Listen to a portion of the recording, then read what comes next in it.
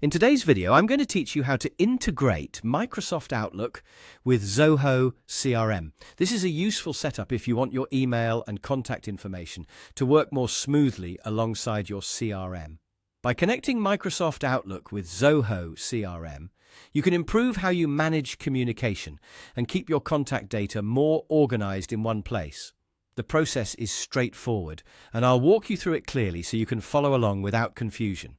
To begin, open your Zoho CRM account and make sure you're signed in. It's always a good idea to start from the main dashboard so you can easily navigate to the correct settings area. Once you're inside your account, take a moment to confirm that everything has loaded properly before moving on. Next, click on Setup. This is where Zoho CRM keeps its configuration options and integrations. If you're not familiar with this area, think of it as the control center for customizing how your CRM works with other tools and services. Opening Setup is the first step toward enabling the Outlook connection.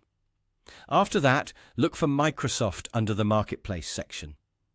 The Marketplace is where Zoho CRM offers different integrations, extensions, and connections with outside platforms.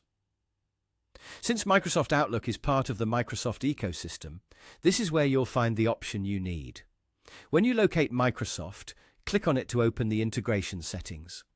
From there, click Enable on Contacts.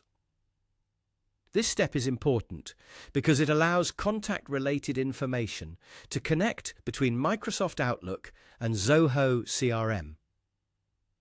In many cases, this helps ensure that your contact details can be synced or used more efficiently across both platforms. Before enabling it, you may want to quickly review the page so you understand what permissions or features are being turned on. Once you click Enable, simply follow the prompts shown on your screen.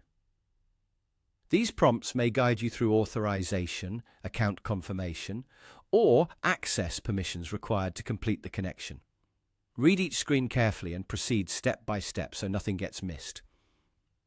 If a permission request appears, make sure you understand what it is asking for before approving it. And that's it. Once the setup is complete, your Microsoft Outlook and Zoho CRM integration should be ready to use. If you run into any delays, give the system a moment to process the connection and refresh the page if needed. With everything connected, you'll be in a better position to manage contacts more efficiently between the two platforms.